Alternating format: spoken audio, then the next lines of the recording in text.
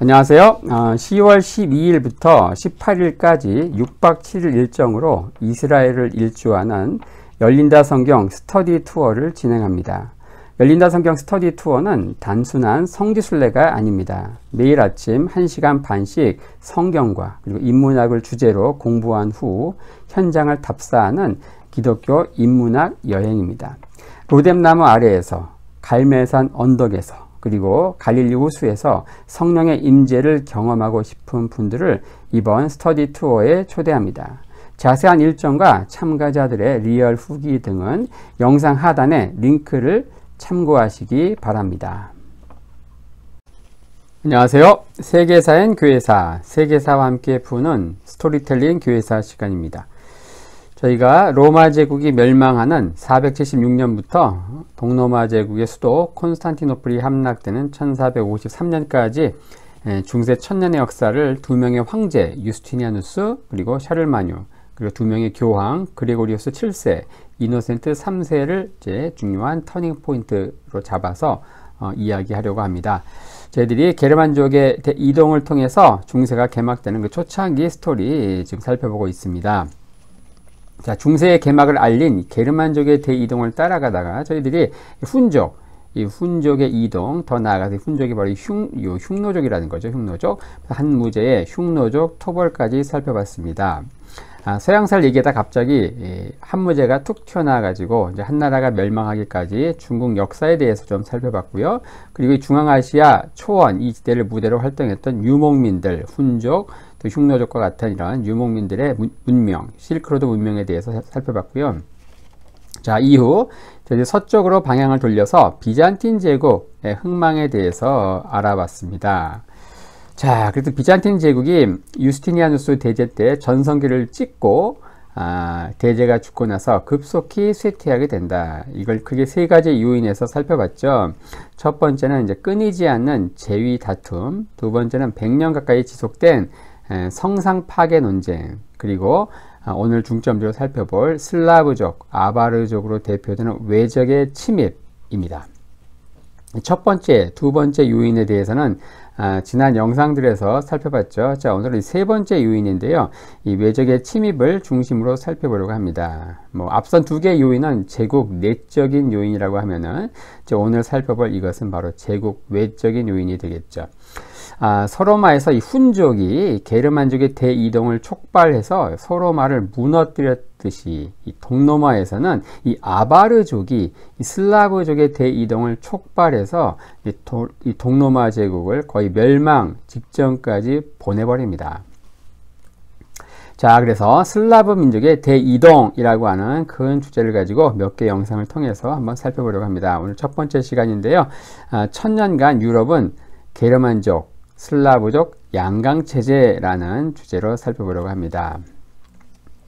자, 야만족의 침략으로 인한 암흑기가 동서로마가 좀 시기적으로 다릅니다.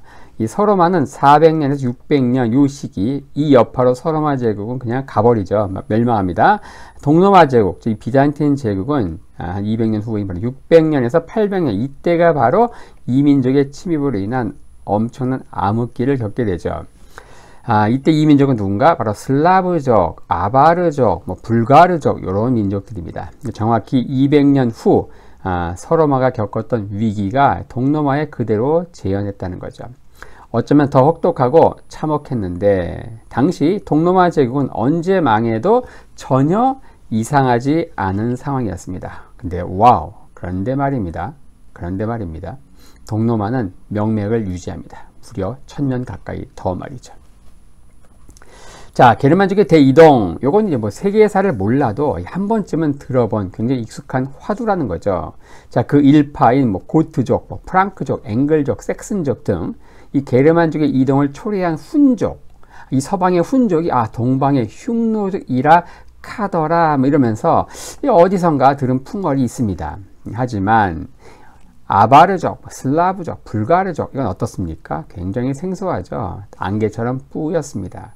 아예 진공 상태인 경우도 있죠. 왜 그럴까요? 그건 아마도 우리의 교육이 서방, 즉 서유럽에 집중되다 보니 생겨난 이 자연스러운 현상이겠죠.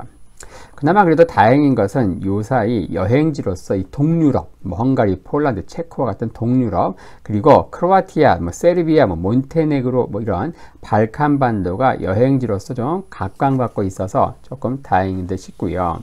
그리고 또 어떻습니까? 국제 이슈에서도 러시아, 우크라이나 전쟁 소식이 도배 중이죠. 전부 우리가 오늘부터 중점적으로 다루고자 하는 이 슬라브 민족과 관련된 곳이라는 겁니다. 자, 이번 그 슬라브 민족의 대이동과 관련된 시리즈 영상을 통해서 역사의 지식의 사각지대, 그것에 뿌옇게 낀 안개가 거치는 그런 시간이 되었으면 좋겠네요. 자, 슬라브족, 이 슬라브족이라는 명칭의 유래에 대해서 한번 살펴볼까요? 흔히 슬라브족, 요것은 슬레이브, 즉 노예라는 말에서 유래했다, 이렇게 알고 있는데 이건 대단히 잘못된 사실입니다. 이 가설을 대대적으로 퍼뜨린 건 독일 나치입니다. 이건 독일인의 구미에 맞춘 가설로 이 슬라브족에게는 굉장히 모욕적인 내용이죠. 자, 그럼에도 이게 나름 그동안 설득력이 있었던 이유는 이 9세기 신성 로마 제국 황제인 오토 1세를 비롯한 이후의 그 정복자들에 의해서 이 슬라브족이 유럽에서 가장 많이 노예로 팔렸기 때문입니다. 이 슬라브라는 명칭과 관련해서 유력한 두 가지 썰이 있습니다. 첫 번째는 영광, 찬양을 뜻하는 라틴어 슬라바에서 유래했다는 게 첫 번째고요. 두 번째는 북유럽 발트해 연안의 강 이름에서 유래했다는 또 얘기도 있습니다. 확실한 거는 이 슬라브 관련 최초의 역사 기록인 6세기 비잔틴 문헌에는 이 슬라브족을 노예와 결부시킨 적이 한 번도 없다는 겁니다. 이 슬라브족의 기원에 대한 의견이 분분한 이유는 오랫동안 이 역사와 문명의 테두리 바깥에 있었기 때문이라는 거죠. 그래서 6세기 이전에 그 어떤 문헌에도 이 슬라브족에 대한 이야기가 전혀 등장하지 않는다는 것이죠. 이 슬라브족과 관련된 최초의 역사 기록은요, 551년 비잔틴 역사가인 요르다네스가 쓴 이 고트족의 기원과 역사에 나옵니다. 거기에 주전 1000년경 현재 이 폴란드, 벨라루스, 우크라이나 이 세 나라 접경지에 이 보금자리를 마련했다, 뭐 이렇게 나오죠. 거기에 안트족, 웬드족, 스클라벤족, 이 도나우강 유역을 어지럽혔다, 그런 내용이 나오는데 이 세 부족이 바로 이 슬라브족의 조상입니다. 한번 지도 함께 볼 텐데요. 자, 여기 흑해가 있죠. 이렇게 바로 여기, 요 지역, 여기에 바로 세 개의 종족들 안트족, 스클라벤족, 그리고 웬드족, 이게 바로 슬라브족의 조상이라는 것이죠. 자, 그리고 6세기 중반 이 아시아계 유목민인 아바르족 기병부대가 동유럽 평원에 짠 하고 나타납니다. 아바르족 기병 한번 볼까요? 굉장히 멋있어 보이죠? 예, 이들이 짠 하고 나타납니다. 이 아바르족은 이 투르크계로서 당시 중국의 위진 남북조 시대에 이 북위와 한창 맞짱을 뜨던 유연 칸국의 후예로 추정됩니다. 요게 이제 중국의 위진 남북조 시대, 이 북조를요, 이 북위가 통일하거든요. 남조는 송제, 양진 네 나라가 계속 이어지고요. 이 북위와 맞짱을 뜨던 같은 선비조 국가가 바로 이 유연이다. 유연 칸국. 근데 유연이 6세기 중반 돌궐에 멸망하죠. 멸망하고 나서 이 유연의 후예들이 서쪽으로 몰려왔다. 그들이 바로 요 지금 살펴보는 아바르족이다. 이렇게 많이들 추정합니다. 이 아바르족은요, 200여 년 전 훈족이 그랬던 것처럼 유럽 전체를 다시 한번 공포의 도가니로 몰아넣죠. 자, 이들의 침공과 약탈은 9세기 초 서유럽의 에이스인 샤를마니가 등장할 때까지 무려 200년 넘게 지속됩니다. 자, 560년경 중앙아시아에서 서쪽으로 이동해 왔는데 이 아바르족은 그들은 그곳에 정착하고 있던 슬라브족을 공격합니다. 그러니까 슬라브족은 어때요? 너무 강력한 이 아바르족 싸워보지도 않고 서둘러 도망가는 거죠. 이렇게 해서 슬라브족의 대이동의 역사가 시작이 되죠. 자, 지도함께 보겠습니다. 슬라브족 이 지역에 살다가 아바르족이 팅 쳐들어오니까 때로는 북쪽으로 또는 서쪽으로 남쪽으로 이렇게 하면서 이제 슬라브족이 분파가 나뉘게 된다. 4세기 중반 서유럽에서 훈족이 이 게르만 민족의 대이동을 촉발한 어떤 트리거, 방아쇠 역할을 했다면은 6세기 중반 이 동유럽에서는요, 이 아바르족이 바로 슬라브족의 대이동을 촉발시키는 트리거 역할을 합니다. 이 아바르족은 이 곡물 조달을 위해서 자기들이 제압한 요 슬라브족에게 농사를 시킵니다. 그리고 외적의 침입에 대항한 천병, 뭡니까? 일종의 화살바지죠. 그런 화살바지 역할을 위해서 여기저기 국경지대에 슬라브족을 집중 배치시키죠. 그 결과 이 슬라브족을 중심으로 한 중부 유럽 그리고 동부 유럽의 지도가 만들어지는데, 뭐 이건 지도와 함께 당연히 봐야 되겠죠. 자, 지금 보시는 대로 이쪽은 바로 이제 동슬라브입니다. 동슬라브 여기는 이제 우크라이나, 벨라루스, 그리고 러시아 세 나라가 있고요. 서슬라브 여기에는 폴란드, 체코, 그리고 슬로바키아가 있습니다. 그리고 남슬라브에 상당히 많은 국가들이 있죠. 바로 세르비아, 크로아티아, 마케도니아, 불가리아 뭐 이런 나라들이 있습니다. 자, 요게 이제 요 사이에, 그런데 이 서슬라브, 동슬라브, 남슬라브 살펴봤죠. 이 사이에 슬라브 민족 사이에 둘러싸여 가지고 섬처럼 고립되어 있는 세 나라가 있습니다. 요 나라 뭘까요? 요거 뭘까요? 요거 헝가리입니다. 요거 뭘까요? 요거 루마니아입니다. 루마니아. 요거 뭘까요? 요거 몰도바입니다. 몰도바. 자, 진짜 그런가 한번 볼까요? 자, 이게 유럽 지도인데요. 유럽 지도. 자, 헝가리, 루마니아, 몰도바. 요게 이제 동슬라브, 서슬라브, 그렇죠? 남슬라브 요 사이에 껴있는 세 개의 나라라는 거예요. 자, 이들은 슬라브족이 아닙니다. 슬라브족이 아닌데, 이 헝가리 같은 경우는 인도 유럽어족 계통의 슬라브족이 아니라 바로 우랄어족 계통에 속하는 마자르족의 땅이죠. 마자르족이 이제 헝가리인들이고요. 그리고 루마니아와 몰도바, 여기는 기원은 이제 불분명합니다. 하지만 슬라브족이 아니지만 다수의 슬라브인들이 이곳에 몰려와서 훗날 거의 슬라브화 되었다. 뭐 이렇게 이야기합니다.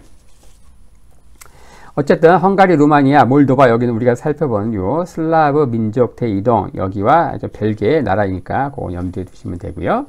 자, 슬라브인의 체형. 자, 백인 중에서도요, 이들은 키가 굉장히 크고 덩치가 상당합니다. 게르만 민족보다 더 커요.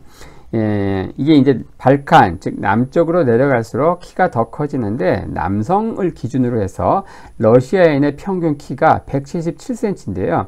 폴란드, 체코, 슬로바키아로 가면은 180cm, 그리고 크로아티아, 슬로베니아, 세르비아 이 남쪽으로 가면요 183cm라고 합니다. 자, 여러분들 중요한 건 뭡니까? 평균 키라는 거예요. 그러니까 막 2m 장신도 뭐 엄청나게 많은 거죠.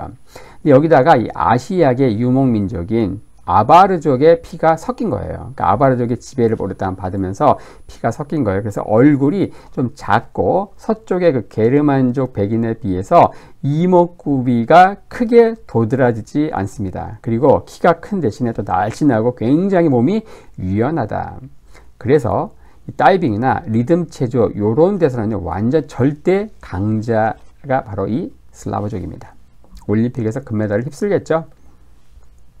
자, 유럽은 오랫동안 이 게르만족, 슬라브족 양강 체제를 이루게 되는데, 자, 376년 훈족의 침공으로 촉발된 게르만족의 대이동 자세히 살펴봤죠. 그리고 이제 본격적으로 살펴볼 요 560년 요 아바르족의 침공으로 촉발된 슬라브족의 대이동. 자, 이렇게 하면서 슬라브족의 대이동이 마무리되면서 문명의 미개척지로 남아있던 광활한 동유럽 영토는요, 이 슬라브족이 차지하게 됩니다. 심지어 비잔틴 문명의 중심지인 발칸반도마저 이 슬라브족에게 넘어가죠. 자, 두 민족의 대이동으로 유럽의 정치 판도 그리고 민족 분포도가 완전히 바뀌게 되는데요. 자, 9세기경 이 서유럽의 찬란한 역사의 한 페이지를 장식한 서유럽의 에이스 샤를마뉴가 등장하죠.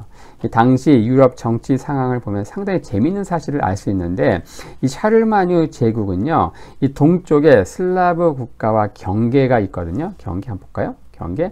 자, 바로 샤를마뉴 때 그 영토입니다. 영토. 자, 경계 이렇습니다. 이쪽 동쪽은 뭐예요? 슬라브족 국가입니다. 이 경계가 어떻습니까? 자, 1100년 후 2차 세계대전 직후 유럽에 등장한 철의 장막, 즉 자본주의, 공산주의 대결의 장과 거의 일치한다는 거예요. 거의 일치한다는 겁니다. 여기 철의 장막 있죠? 철의 장막 이쪽은 다 슬라브족 국가고 이쪽은 게르만족 국가라는 거예요. 이게 언제 형성이 됐는가? 거의 9세기, 10세기. 이게 1100년간 딱 지속이 되면서 유럽은 지금 보시는 요 철의 장막 이 라인이, 남북으로 형성된 이 라인이 거의 1000년 이상 형성이 되었다. 그래서 유럽은 오랫동안 이제 게르만족, 슬라브족, 양강 체제로 이렇게 이루어졌다. 이렇게 이야기합니다. 바로 이건 샤르마뉴 때 이미 유럽 정치의 주도권이 게르만족, 슬라브족에 의해 양분되었음을 의미한다는 거죠. 자, 유럽 사회는요, 이후 1100년의 시간 동안 1453년 이 오스만 투르크에 의해서 비잔틴 제국이 사라지는 사건 말고는 요 양강 체제를 완전히 흔들 만한 대사건이 전혀 없었다는 겁니다. 자, 근데 비록 게르만족, 슬라브족, 양강 체제라 해도 이 슬라브족은 대체로 약자일 때가 훨씬 많았죠. 이 서슬라브계 체코와 슬로바키아는요, 오랫동안 이 서쪽에 있는 게르만 왕국의 간섭을 받았고요. 주로 신성 로마 제국이겠죠. 그리고 폴란드와 리투아니아는 물론 한때 강력한 세력을 형성하기도 합니다. 하지만 외부 세력에 의해서 국토가 분할되는 엄청난 불행을 겪게 되죠. 루스족은 오랫동안 통일을 이루지 못한 채 200년 넘게 몽골 지배를 받습니다. 여기서는 루스족은 지금 러시아하고 약간 다른 키예프를 중심으로 한 키예프 러시아입니다. 키예프. 그리고 늘 주변 열강의 위협을 받아온 이 발칸반도의 이 남슬라브족 나라들도 어떻습니까? 나라를 유지하는 것 자체가 당면가지였습니다. 헉헉대면서 겨우 나라만 유지해 온 거죠. 이렇게 오랫동안 정치적으로 열세에 있던 슬라브족은 그럼에도 어떻습니까? 유럽 민족 분포도의 뚜렷한 자취, 즉 게르만족, 슬라브족이란 이 양강 체제의 흔적을 진하게 남겼다는 거예요. 그래서 이걸 이제 역사학자들은 상당히 불가사의한 역사 현상이다 이렇게 또 이야기하죠. 자, 마지막으로 살펴볼 중요한 주제가 뭐냐? 바로 범슬라브주의입니다.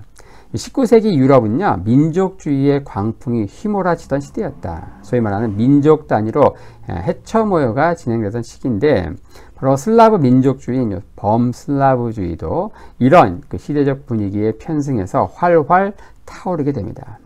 근데 여기에 기름을 부은 건요, 오스트리아 헝가리 제국의 강압적인 식민 통치였습니다. 1867년 오스트리아와 헝가리가 합병하면서 이 중부 유럽은 거대한 오스트리아 헝가리 제국의 차지가 되죠.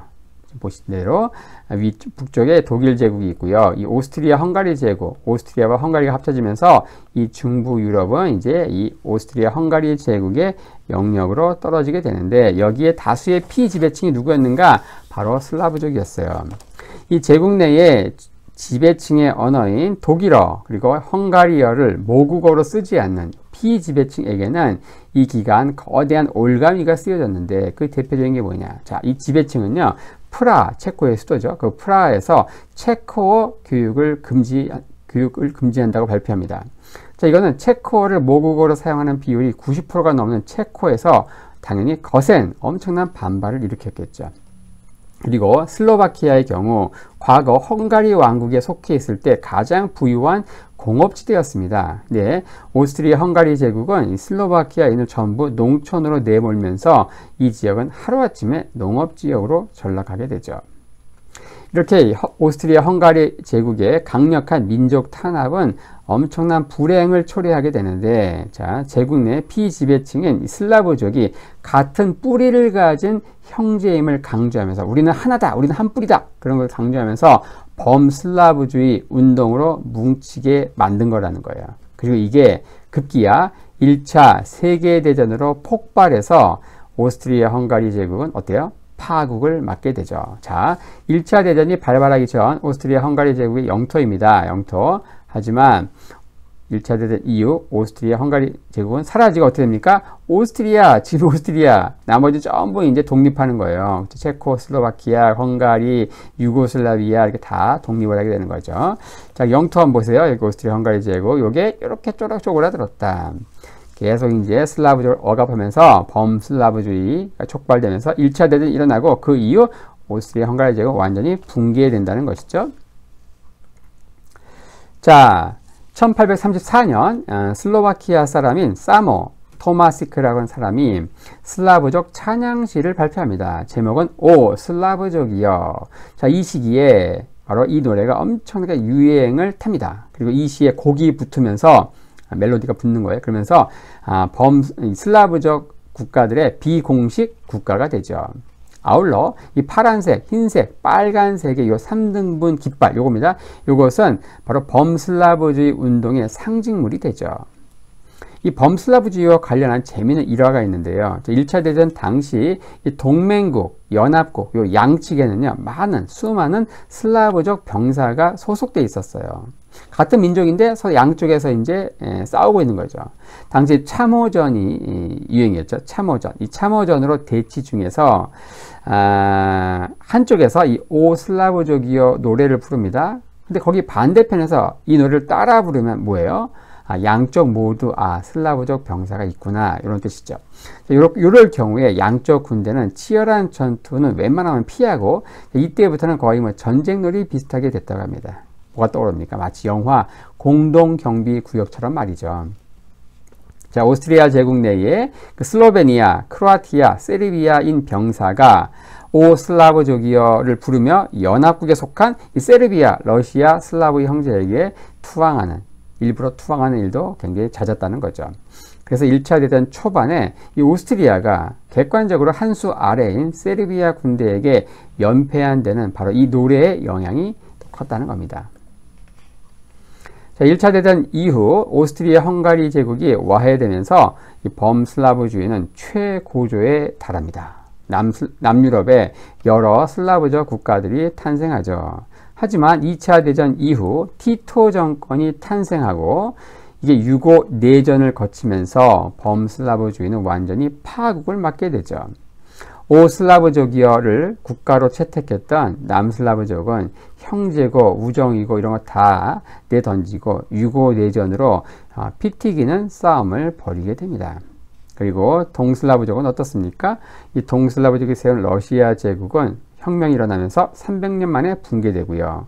서슬라브족 형제인 체코인과 슬로바키아인은 한때 같은 지붕 안에 살았죠. 체코슬로바키아로. 하지만 70년 만에 각자 도생하면서 체코와 슬로바키아로 분열됩니다. 자, 2006년 이 남슬라브 형제인 세르비아, 몬테네그로가 빠이빠이 하면서 이제 슬라브족 분열은 끝이 나게 되는데, 자, 이 두 나라 모두 오 슬라브족이여 라는 노래가 두 나라에서 국가였습니다. 하지만 폐지됐죠. 그런데 수주 후에 열린 독일 월드컵에서 상당히 난감한 상황이 발생하죠. 두 나라는 시간 관계상 아직 새로운 국가를 채택하지 못했던 거예요. 할 수 없이 그냥 오 슬라브족이여 이걸 주최 측에 보냈어요. 그러니까 두 나라 모두 같은 노래가 국가로 나오는 겁니다. 그러니까 두 대표팀은 나라는 갈라졌는데 동일한 국가, 애국가가 나오니까 허탈감과 상실감을 감추지 못했다고 하네요. 국가가 선수들에게 용기를 북돋아주기는커녕 곤혹스럽게 만들었으니 당연히 경기 결과가 좋을 수가 없었겠죠. 자, 우리는 지금 이 순간도 같은 동슬라브족 국가인 러시아, 우크라이나가 무려 6개월 넘게 전쟁하는 상황을 목도하고 있습니다. 범슬라브주의 광풍이 분 19세기 이후 지금까지 펼쳐진 이 슬라브족의 역사가 우리에게 주는 교훈은 뭘까요? 바로 같은 언어를 사용한다고 해서 반드시 형제국이 될 수는 없구나 라는 사실이 아닐까 싶습니다. 자, 오늘은 이제 슬라브 민족의 대이동 전체 좀 총론에 해당하는 이제 그것들을 살펴보면서 유럽을 이제 1000년간 이렇게 형성해 왔던 게르만족 그리고 슬라브족 양강 체제를 중심으로 살펴보았습니다.